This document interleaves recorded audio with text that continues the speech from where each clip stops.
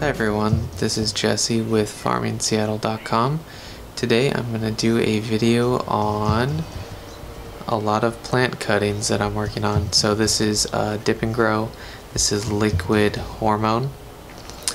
Basically it comes in a measuring cup.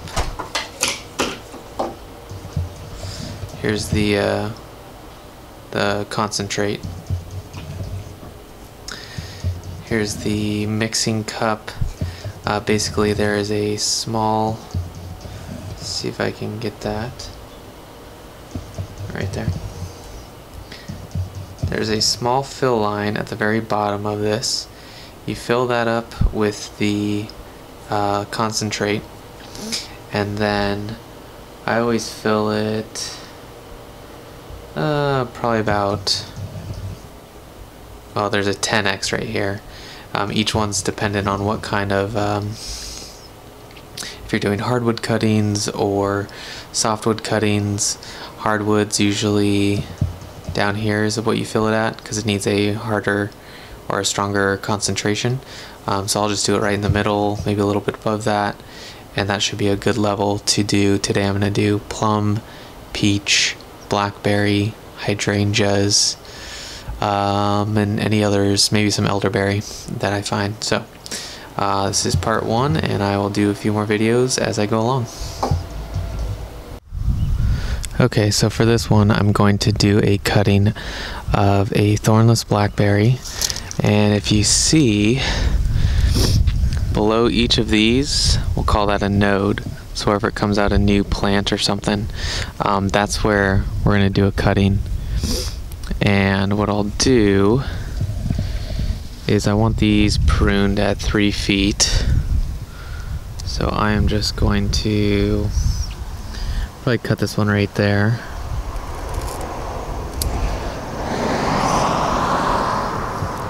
So we have a cutting about this big.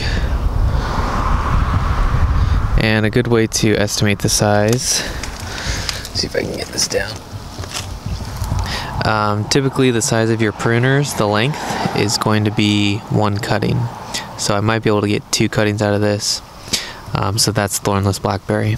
Okay, next up I have peach. So for this one, this is a rootstock peach. So once again, I'm basically just going to estimate the size based off the pruners. So we have that size, so I'll cut beneath the node. And we'll do it again. And I'll do one over here.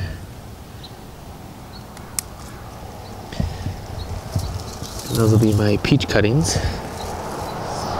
Right there. Peach cuttings. Okay, so here we have elderberry. And once again, I'm going to cut right underneath the node. I'll probably do a little bit down on this one. Elderberry should be pretty easy to do cuttings from.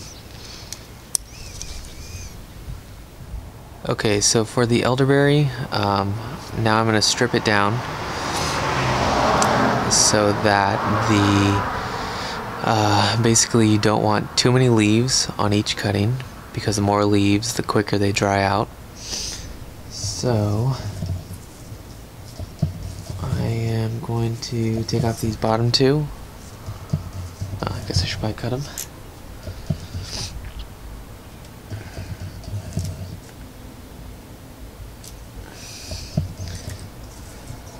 And I'll probably even stick these in the bed just to see if they all take. And then I'm going to cut off some of the leaves up here. Probably leave a few leaves on each side.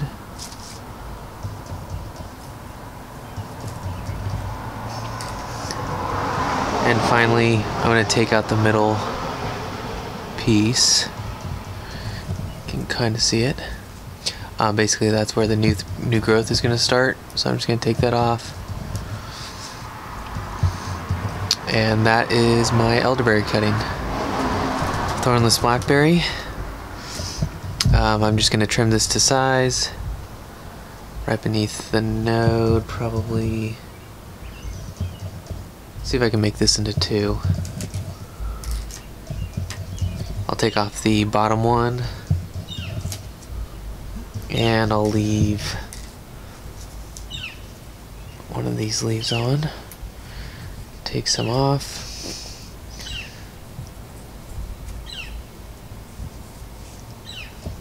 Two or three leaves per side.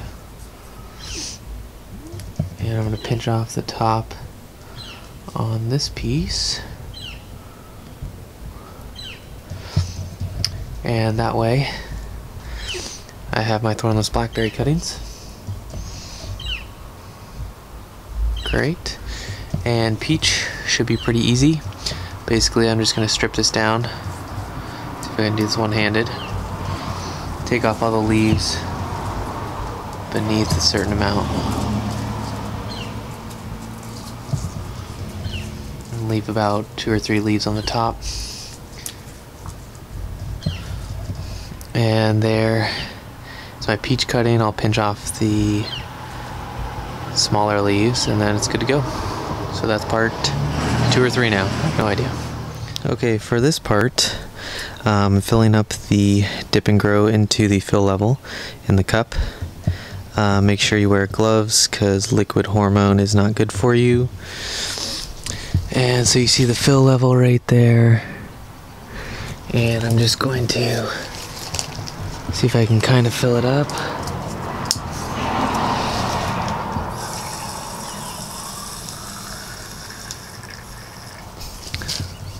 We'll do 15 times. There's a 15 times mark on the cup, and that should be good enough. And to root a cutting, basically, take your cutting, put it in there for 15 seconds, 10 seconds, whatever. Probably 5 seconds would work. And then place that in your sand bed. And that's it. A few weeks later, you should have roots coming out of the bottom and new growth starting. And that is the finished product. Hi everyone, this is Jesse with farmingseattle.com, and I'm going to do a video on potting up all of these hydrangea plants and any other plants that need to be potted up.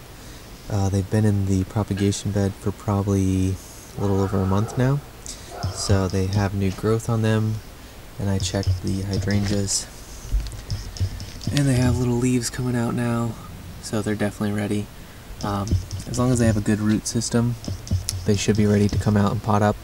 I'll have to check the elderberries and everything, but I'll start taking everything out, and basically you just want to stick a shovel underneath and pry up as much as you can to not damage the roots. And once we're done with that, we're going to put them in gallon pots and keep them in the shade for about a week and keep them watered and hydrated so that the roots can adjust. So this is part 1. Stay tuned. Okay, so I'm going to dig up one of the plants right now. Kind of shake it out and you can see the root system. Let's check another. See, this is a dead plum. I guess I'll stick it back in there, but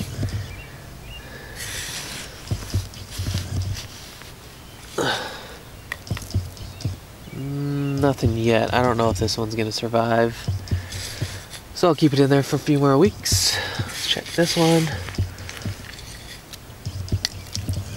Nothing. I guess I'll just keep pulling these out.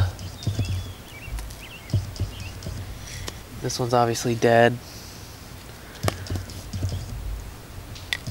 Dead, dead, dead, dead, dead, dead. So here's an elderberry, and it's actually growing roots even though there's no leaves or anything, so I'm going to keep that one in there.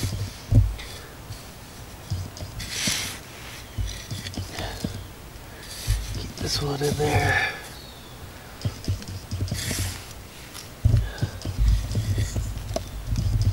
And I'll just put these in a bottle of sand, or a bucket of sand, to get all the sand off.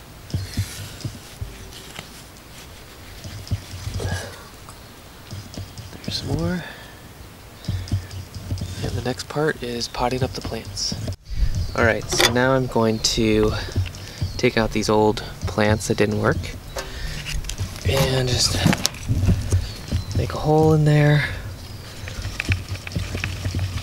Try to get off all the sand and perlite. So that's the root system of the new one. Put it in there.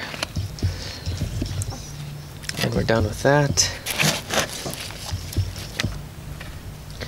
Here's a elderberry root system. Put that in there. Probably put that one kind of deep. So even though this elderberry, it's going to have new leaves right there, but we'll have to see if it actually does anything.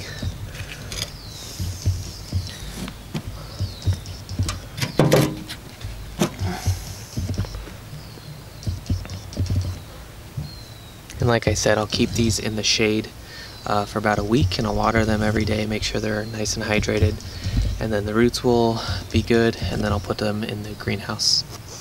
So that's doing the cutting from start to finish after about 6 weeks.